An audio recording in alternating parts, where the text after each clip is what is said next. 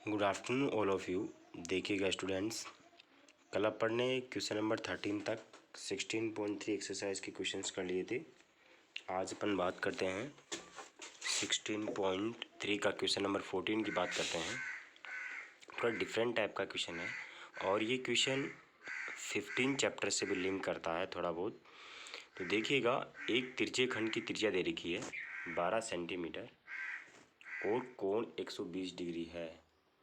इसकी सीधी कोरों को संपाती करके एक शंकु बनाया जाता है। इस शंकु का आयतन ज्ञात कीजिए। देखिए स्टूडेंट्स, शंकु का आयतन ज्ञात करना है। इसका मतलब क्या हुआ? शंकु का आयतन होता है 1/3 पाई आर स्क्वायर एच। आपको शंकु की नई तो त्रिज्या पता है, नई शंकु की ऊंचाई पता है। आपको पहले शंकु की त्रिज्या निकालनी पड़ेगी, ऊंचाई निकालनी पड़ेगी, तब जाके आपके पास क्या आएगा? आयतन आएगा क्वेश्चन में। ठीक है, अपना मेन टारगेट है कि अपन आर निकालें और ऊंचाई निकालें। ठीक है जी। अब देखिएगा, यहाँ पे मैंने एक डायग्राम बना रखा तिरछे खंड। ये तिरछे खंड और ये शंकु। तिरछे खंड से मैं क्या बना रहा हूँ? शंकु बना रहा हूँ। बना कैसे? अब शंकु तो आप सब जानते हो, जो अपन कोन खाते हैं, जो अपन सॉफ्टी खाते हैं, आइसक्रीम का उल्टा खोखा कर दो तो वो शंकु बन जाता है। अब देखिएगा, यहाँ पे अगर बात करें अपन त्रिज्य खंड क्या होता है वो मैं समझाता हूँ। त्रिज्य खंड की बात करेंगे तो देखिएगा, त्रिज्य खंड यहाँ पे ये त्रिज्य खंड है। ठीक है, ये आपके पास क्या है? देखो एक बार अगर बात करेंगे अपन त्रिज्य खंड की बात करेंगे, ये आपके पास क्या है? वर्त है। वर्त है और वर्त के अंदर देखिए ये क्या होता है? केंद्र। और ये क्या होगी? वर्त की त्रिज्या। ये भी क्या होगी? त्रिज्या होगी। ये ओ, ये ए और ये बी। ठीक है, जो आपके पास ये वाला भाग है, ये वाला भाग है, ये आपकी क्या होगी? ये आपकी क्या होगी? त्रिज्य खंड होगा। क्या होगा? त्रिज्य खंड होगा। ठीक है, और जो ये वाला जो आपके पास पार्टीशन है, ये वाला यहाँ से लेकर यहाँ तक, ये आपके पास त्रिज्य खंड की लंबाई होगी। क्या होगी? त्रिज्य खंड की लंबाई। ये यहाँ से यहाँ तक त्रिज्य खंड की लंबाई होगी। और जो आपका ये पूरा है, ये पूरा क्षेत्रफल, ये त्रिज्य खंड होगा। ये त्रिज्य खंड की क्या होगी? त्रिज्या होगी।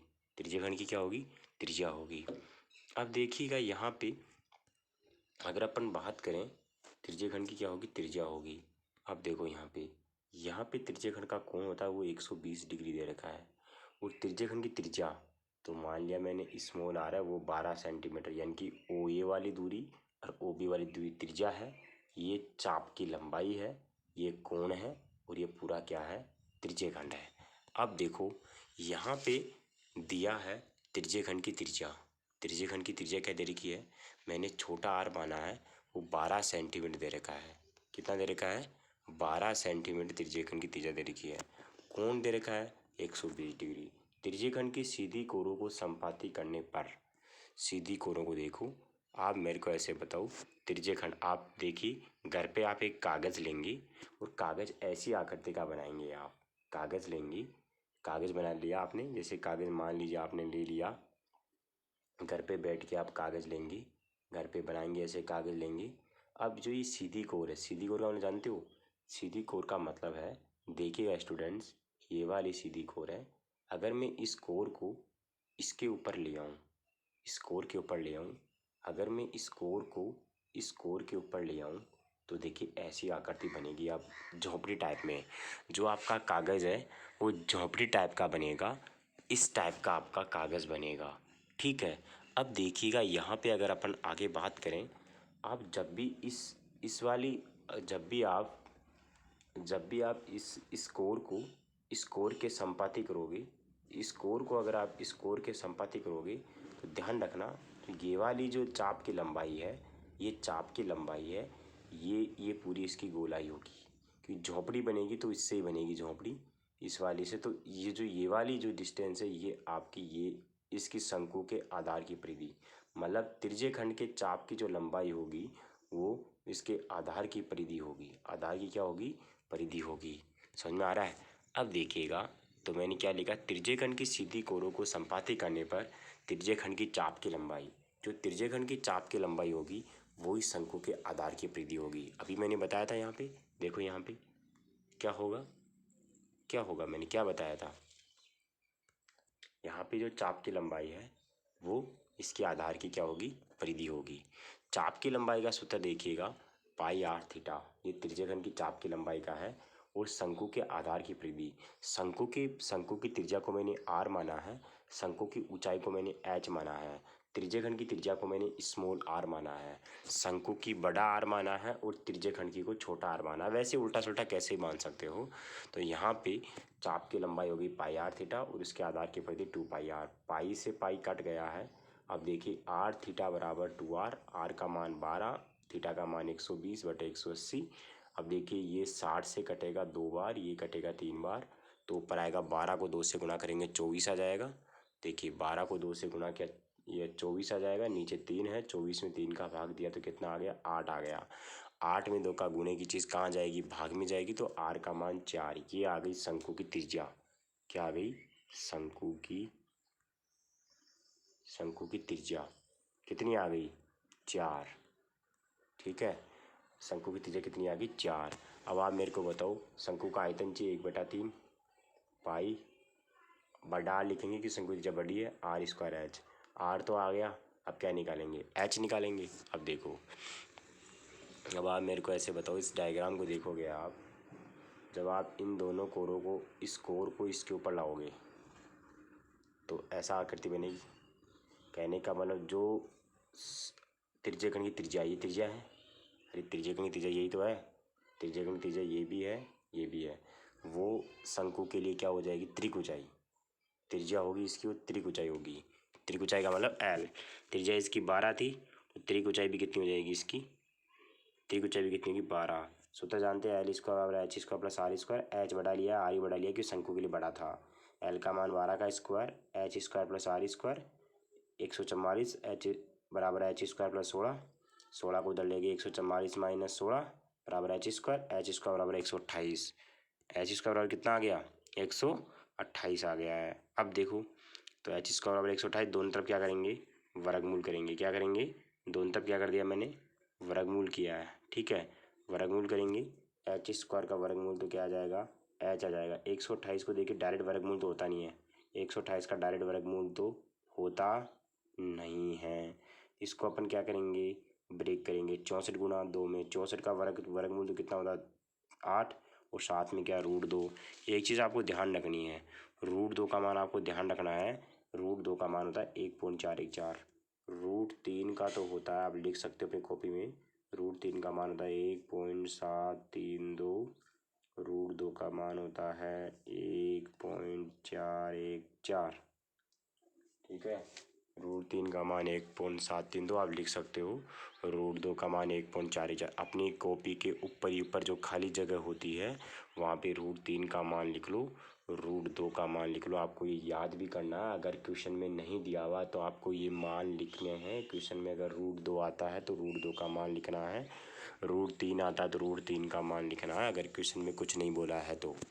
ठीक है, तो 8 को मैंने क्या किया, 1.41 से गुणा किया तो 11.312 आ गया अपने पास एच का मान, एच का मान 11.312 सेंटीमीटर। शंकु का आयतन 1/3 पाई आर स्क्वायर एच, आर बड़ा है एच भी बड़ा है, 1/3 ऐसा कैसा, पाई का मान 22/7 और आर का मान 4 × 4, एच का मान, ये पॉइंट को मैं यहाँ हटाऊंगा, नीचे 1000 लगाऊंगा, 4 को 4 से गुणा करूँगा 16 लिखूँगा।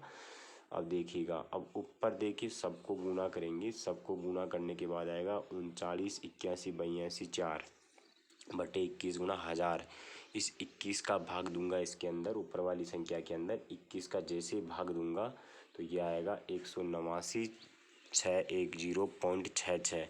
1000 है, 1000 में कितने जीरो है, 3 जीरो है, 3 के बाद पॉइंट और लग जाएगा तो ये पॉइंट यहाँ चला जाएगा, यहाँ चला जाएगा। तो अरे 1000 में कितने जीरो है, 3 जीरो है, तो पॉइंट 3 इधर खिसक जाएगा। ठीक है, तो कितना हो जाएगा, 189.61 सेंटीमीटर क्यूब, ये इसका क्या है, आयतन है। अब एग्जाम्पल नंबर 7 देखिए, आपकी बुक में एग्जाम्पल नंबर 7 का मीनिंग है कि इस एक्सरसाइज का 16.3 का पहला एग्जाम्पल है। 16.2 के एग्जाम्पल पहले से लेके 6 तक थे, 16.3 में 7 से स्टार्ट है। ध्यान रखिएगा 16.1 के एग्जाम्पल अलग थे वो। अब 16.3 का पहला एग्जाम्पल है, उसको एग्जाम्पल नंबर 7 लिख रखा बुक में। एक शंकु के आधार का व्यास 12 मीटर तथा त्रिक ऊंचाई 10 मीटर, शंकु का संपूर्ण पृष्ठ क्षेत्रफल।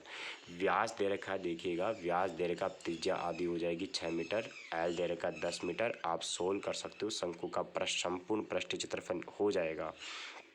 आगे नहीं देखिएगा 8वां एग्जाम्पल है, यदि एक शंकु का वक्र पृष्ठ का क्षेत्रफल 2035 वर्ग सेंटीमीटर, आधार का व्यास 35 सेंटीमीटर, शंकु की त्रिक ऊंचाई याद करनी है। देखिएगा स्टूडेंट्स, आपके पास आधार का व्यास दिया हुआ है, आधार का व्यास दिया हुआ है मतलब त्रिज्या दी हुई है। व्यास से आप त्रिज्या निकाल सकते हो, आपको एल निकालना। अब एल कहाँ से निकालेंगे, आर तो पता चल गया, एल कहाँ से निकालेंगे। देखिए एल का फॉर्मूला वैसे तो होता है रूट में एच स्क्वायर प्लस का आर स्क्वायर, ये होता है, लेकिन यहाँ पे एच भी नहीं है तो ये वाला फॉर्मूला तो काम में नहीं आएगा। अब माइंड में क्वेश्चन आ रहा है कि अपन एल कैसे निकालेंगे। देखिए स्टूडेंट, आपके पास शंकु का वक्र पृष्ठ दिया हुआ है और आपको आर भी दी हुई है, व्यास दिया हुआ तो आर तो निकल ही जाएगी, ठीक है, ये दिया हुआ है। तो शंकु के वक्र पृष्ठ में आर का मान रखेंगे तो किसका मान आ जाएगा, एल का मान आ जाएगा। किसका मान आ जाएगा, एल का मान आ जाएगा। तो देखिएगा स्टूडेंट्स कैसे लिखा मैंने, शंकु के आधार का व्यास 35 सेंटीमीटर, त्रिज्या हो गई 35/2। देखिए मैंने 35/2 को 17.5 नहीं लिखा है क्योंकि वापस पॉइंट को हटाना पड़ेगा, इसलिए मैंने 35/2 ही लिखा है। शंकु के वक्र पृष्ठ का क्षेत्रफल कितना है, 2035 सेंटीमीटर स्क्वायर। पाई आर एल क्या होता है, शंकु का वक्र पृष्ठ, पाई का मान 22/7, आर का मान 35/2, एल यहाँ से एल का मान आएगा 37। आप सोल्व कर सकते हैं, एल का मान 37 आएगा। वो शंकु की क्या हो जाएगी, त्रिक ऊंचाई, एल का मान 37 सेंटीमीटर आ गया आपके पास। एग्जाम्पल नंबर 9 देखिएगा, एक शंकु का आयतन 16,632 घन सेमी, ऊंचाई 9, इसके आधार की त्रिज्या। देखिएगा स्टूडेंट्स, आपको पता है शंकु की ऊंचाई दी हुई है, एच दी हुई है, आपको पास 9 दी हुई है, आपको आर पूछा है, आर कैसे निकालेंगे। देखिए एल तो है नहीं, एल तो निकलेगा नहीं, लेकिन शंकु का आयतन दिया हुआ है, शंकु का आयतन होता है 1/3 पाई आर स्क्वायर एच। अब देखिए यहाँ पे एच का मान रखेंगे तो क्या हो जाएगा, आर निकल जाएगा। अब आर कैसे निकालेंगे, देखिए शंकु की ऊंचाई 9 सेंटीमीटर, शंकु का आयतन 16,632 सेंटीमीटर क्यूब, शंकु का आयतन 1/3 पाई आर स्क्वायर एच, फॉर्मूला लगेगा, ठीक है। 1/3 ऐसा का ऐसा, पाई का मान 22/7, आर स्क्वायर इंटू एच का मान 9, 16,632। अब देखिए 9 है ना, इस 3 से कटेगा 3 बार, तो 22/7 इंटू आर स्क्वायर गुना 3 बराबर 16,632। नीचे वाली चीज़ ऊपर, ऊपर वाली चीज़ ऊपर चली जाएगी। अब देखिए यहाँ पे 22 से काटूंगा 16,632 को, जैसे 22 से काटूंगा तो देखिए इसको 22 से काटूंगा तो 756 आएगा, 756 को 3 से काटूंगा 252 आएगा। अब देखिए यहाँ पे आर स्क्वायर चल रहा है, क्या चल रहा है, आर स्क्वायर चल रहा है, तो दोनों तरफ क्या कर दिया मैंने, वर्गमूल कर दिया। अब इस आर स्क्वायर का वर्गमूल तो आर हो गया, लेकिन इसका वर्गमूल निकालना कॉम्प्लिकेट हो गया है, तो कैसे निकालेंगे, देखिए ब्रेक कर सकते हैं इसको। कैसे ब्रेक करेंगे, आर स्क्वायर का वर्गमूल तो ये हो गया, 252 को तोड़ रहा हूँ 6 × 6 × 7 में, 252 को तोड़ दिया 6 × 6 × 7 में, और एक साथ आपसे पहले था। इसको पूरे को सोल्व करोगे तो ये ऊपर वाली चीज़ ही आएगी, ठीक है। अब देखिए आर 2 6 अंदर है तो 2 6 अंदर तो 1 6 आ जाएगा, 2 7 अंदर तो 1 7 आ जाएगा, ठीक है। 2 6 में से एक जोड़े में से 6 आ जाएगा, एक जोड़े में से क्या आ जाएगा, 7 आ जाएगा। तो 6 × 7 कितना आ गया, 42 सेंटीमीटर, इसकी क्या आ गई, त्रिज्या आ गई। अब अगला क्वेश्चन देखिएगा, किसी शंकु की त्रिज्या व ऊंचाई का अनुपात 5:12 है, आयतन 25/12 सेंटीमीटर, शंकु की त्रिक ऊंचाई व आधार की त्रिज्या ज्ञात कीजिएगा, पाई का मान 3.14 रखना है। अब देखिए अनुपात दिया हुआ है तो आपको x से गुना करना पड़ेगा। जब अनुपात को किसी वेरिएबल से, किसी चर राशि से गुणा करते तो उसका मान आता है, मैंने पहले भी बहुत सारी क्वेश्चंस करवाए हैं। माना शंकु की त्रिज्या देखिएगा अपन ने कितनी मान ली, 5x, x से गुणा कर दिया, और शंकु की ऊंचाई मान ली 12x। आपको शंकु का आयतन दिया हुआ 25/12 सेंटीमीटर क्यूब, शंकु का आयतन होता है 1/3 पाई आर स्क्वायर एच, इसमें रखा तो देखिएगा रखने पर क्या हुआ, 1/3 ऐसा कैसा, पाई का मान 3.14, आर का मान 5x, 5x 2 बार लिखा, एच का मान 12x, 25/12, 1/3 ऐसा कैसा, 3.4 ऐसा का, 5 को 5 से गुणा किया 25, 12 ऐसा कैसा, x x x x cube हो गया 25/12। अब देखिएगा आगे, अब जो ये 12 था ना, ये 12 था ना, वो 3 से कट गया 4 बार, और ऐसा कैसा, अब इसको पूरे को गुणा करेंगे तो ये आएगा 314 इंटू एक्स क्यूब बराबर 25/12। गुणे की चीज़ कहाँ जाएगी, भाग में जाएगी। 314 का क्या लगा दिया, भाग, कितना आया 8। एक्स क्यूब चल रहा है, एक्स क्यूब चल रहा है तो एक्स क्यूब का आपको क्या लेना पड़ेगा, घनमूल लिखना, घनमूल लेना पड़ेगा। एक्स क्यूब चल रहा है मतलब यहाँ पे जोड़ी में क्या लिखना पड़ेगा, 3 लिखना पड़ेगा। अगर ये एक्स स्क्वायर होता तो क्या लेते अपन, वर्गमूल लेते। इसका तो एक्स निकलता है, लेकिन घनमूल में क्या होगा, जोड़ी में 3 लिखने से इसका मान भी क्या आएगा, एक्स आएगा। LHS में तो एक्स आ गया, लेकिन 8 का घनमूल देखिए, 8 को मैं ब्रेक कर सकता हूँ। घनमूल का मतलब टोपी में 3 आएगा, 2 × 2, जोड़ी में 3 आएगा, 2 × 2, 8 को तोड़ दिया। आपको पता है घनमूल में 3 में से 1 लेना पड़ता, तो ये ले लिया। अगर मान लो ये वर्गमूल होता, 2 × 2 होता, तो इसमें से क्या लेना पड़ता, बस 1 ही लेना पड़ता, 2। ठीक है, घनमूल में 3 में से x का मान 2 आ गया तो त्रिज्या आ जाएगी 5x, 10 आ जाएगी ऊंचाई 12x, 12×24। आपको त्रिज्या निकालनी थी, एक तो आपको त्रिज्या निकालनी थी, एक त्रिक ऊंचाई निकालनी है। रूट आपके बुक में ऊंचाई निकाल रखा है, त्रिक ऊंचाई नहीं निकाल रखा है। क्वेश्चन में त्रिक ऊंचाई दे रखा है तो आपको त्रिक ऊंचाई भी निकालना पड़ेगा। एग्जाम में जैसे क्वेश्चन आता है वैसे सोल्व करना पड़ता है। त्रिक ऊंचाई पूछा, त्रिक ऊंचाई ही निकालना पड़ेगा। L बराबर रूट में h² + r², h का मान 24 का स्क्वायर, r का मान 10 का स्क्वायर, 576 + 100 का रूट है तो यहाँ पे 676 का वर्गमूल होता है 26। में वर्गमूल लेना आपको सिखाऊंगा जब स्कूल रीओपन होगी, स्कूल खुलेगी तब। एग्जाम्पल नंबर 11वां देखिएगा। एक शंकु के टेंट की ऊंचाई 14 मीटर है, आधार का क्षेत्रफल 346.4 मीटर स्क्वायर है। आधार का क्षेत्रफल कितना है, 346.5 मीटर स्क्वायर है। ठीक है, आधार का क्षेत्रफल कितना है, 346.5 मीटर स्क्वायर है। यह टेंट 1.5 मीटर, यह टेंट 1.5 मीटर चौड़ा कैनवास से बना हुआ है। तो कैनवास की लंबाई देखिएगा, इसका मतलब क्या है, जैसे आपके पास ये शंकु है, ठीक है, ये शंकु है और इस शंकु के ऊपर है ना, शंकु के जो आप बात करेंगे, शंकु के यहाँ पे चादर लगा हुआ है, कैनवास जैसे अपन चादर बोलते हैं वैसे पॉलीथीन का मान लो ऐसे लगा हुआ है। तो आपको इसकी लंबाई निकालनी, कितनी लंबाई का ये कैनवास है।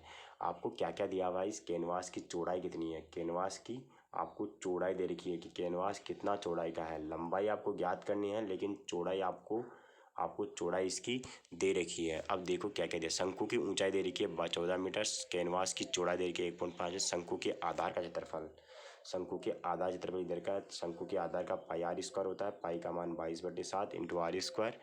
ये ऐसा का ऐसा। अब देखिए गुणे की चीज़ भाग में, भाग की चीज़ गुणे में। यहाँ पे देखिएगा 7 तो चला जाएगा ऊपर, 22 नीचे, पॉइंट को हटाएंगे ऊपर से तो नीचे 10 लगाना पड़ेगा। ठीक है, अब देखिए ऊपर देखिए इस, हाँ अगर अपन बात करें, देखिए गुना मैंने गलती लिखा है यहाँ पे। देखिए ये गुना, इसका गुना ये नहीं आएगा। ठीक है, आप इसको सोल्व कर लें, गुना कितना आएगा। ठीक है, 3,465 गुणा 7, इसको गुना कीजिएगा आप, कुछ गुना अलग आएगा, उसमें 22 का भाग दोगे जो गुना। देखिए आपको बताता हूँ इसमें गलती क्या हुई है। जैसे आप इसको गुना करोगे दोनों को तो वैल्यू अलग आएगी। वैल्यू क्या आएगी मैं बताता हूँ आपको। 7×5 = 35, 7×6 = 42 है, 3 45, 7×4 = 28 है, 4 32, 7×या 21, 7×या 21 24, यानी क्या आएगा 24,255, यानी कि ये इसकी जगह ये मान आएगा 24,255 आएगा। उसमें 22 का भाग देंगे तो ये आएगा 1102.5। 22 का भाग देंगे इसमें तो 1102.5, फिर 10 का और भाग लगाओगे ना आप, जब 10 का भाग और लगाओगे तो 1 पॉइंट और खिसक जाएगा आगे। ठीक है, 10 का इसमें 10 का भाग लगाओगे तो ये 1 पॉइंट आगे खिसक जाएगा। ठीक है, तो यहाँ पे कितना आ जाएगा 110.25। अब r² का मान ये है, आपको वर्गमूल लेना पड़ेगा। वर्गमूल लोगे r² का वर्गमूल तो क्या हो जाएगा r, इसमें पॉइंट हटाएंगे तो नीचे क्या आ जाएगा 100 आ जाएगा। अब 11,025 का वर्गमूल 105, 11,125 का वर्गमूल कितना है 105। अब ये कैसे आया मैं आपको सिखाऊंगा कि वर्गमूल कैसे कैलकुलेट किया जाता है। स्कूल जब रीओपन होगी तब आपको वर्गमूल सिखाऊंगा मैं। और 100 का वर्गमूल कितना आ जाएगा 10, बट्टे वाली संख्या का 100 का तो आ गया 10, ऊपर वाली संख्या 105, 105 में 10 का भाग देंगे 10.5 मीटर आ गया। ये क्या आ गया r आ गया। और आपने पहले क्या निकाला था पहले कुछ निकाला, आर तो आ गया। अब आर के बाद देखिएगा टेंट की शंकु की तिरछी ऊंचाई h square plus r square. H का मान 14 का स्क्वायर, 14 का स्क्वायर, आर का मान 10.5 का स्क्वायर। अब देखो आर स्क्वायर की वैल्यू चाहिए थी अपने को। देखो यहाँ पे अब फॉर्मूले में आर स्क्वायर है और आर स्क्वायर की वैल्यू अपने पास पहले आ चुकी है। आर स्क्वायर की वैल्यू कितनी है? 110.25। तो यहाँ पे देखिएगा मैं यहाँ पे आर स्क्वायर का मान रखूँगा कहाँ पे? देखो ये यहाँ पे आर स्क्वायर का मान रख दिया 110.25। 196 में जोड़ेंगे तो ये आएगा, पॉइंट हटाऊंगा तो ये आएगा। ठीक है, पॉइंट हटा दे, नीचे 100 आ गया। 306.25 था, पॉइंट हटा दे, नीचे 100 आ गया। अब आ गया जो ऊपर वाले का वर्गमूल तो 175 होगा, नीचे वाले का 100 का वर्गमूल। ऊपर वाले का वर्गमूल 175, ऊपर वाले का तो 175 और नीचे वाले का 10 आ गया। ठीक है, नीचे वाले कितना 10 आ गया। 10 का भाग लगा दे कितना आ जाएगा? 17.5। कैनवास का क्षेत्रफल बराबर, देखिए ये आपके पास शंकु था,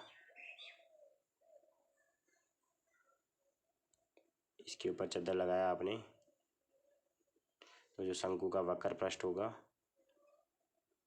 कैनवास ये है, तो कैनवास का जो क्षेत्रफल होगा वो इस शंकु का क्या होगा? वक्र पृष्ठ।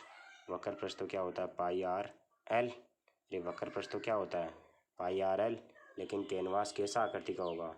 अरे कैनवास तो चद्दर जैसा होगा ना। कैनवास कैसा होगा? उसकी लेंथ होगी, उसकी क्या होगी? ब्रेथ होगी।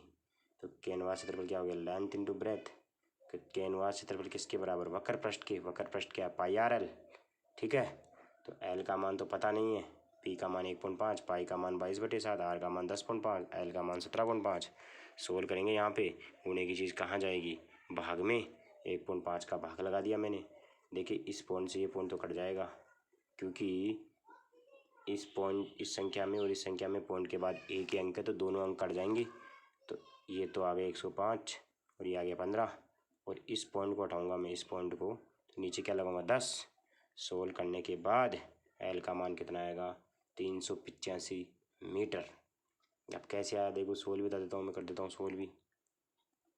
आ जाओ, देखो इस 105 को 7 से काटा 15 बार, 22 ऐसा का ऐसा, 175 ऐसा का ऐसा, नीचे ऐसा का ऐसा। ठीक है, अब ये 15 से 15 कट गया, ऊपर आया 3850। 10 का भाग 0 से 0 कट गया, 385 मीटर। अतः कैनवास की लंबाई 385 मीटर। देखिएगा स्टूडेंट्स, आप लोग जब कॉपी में काम करें तो आपको क्वेश्चन नोट करने की ज़रूरत नहीं है। क्वेश्चन नोट करने की जरूरत नहीं है, क्वेश्चन नंबर डालिए, सॉल्यूशन लिखिएगा। आप लोग कॉपी में जितना पढ़ाते उतना काम कीजिएगा। जो भी समझ में नहीं आता मैसेज के थ्रू पूछ सकते हो। मैं आपका अगले वीक में मंडे के बाद में आपको डेट बताऊंगा आपको टेस्ट की। 16 चैप्टर के टेस्ट लूँगा, तो आप बड़े तरीके से तैयार कीजिएगा। आज से ही पढ़ने लग जाइए 16.1 से। आज के लिए बस इतना ही काफ़ी है।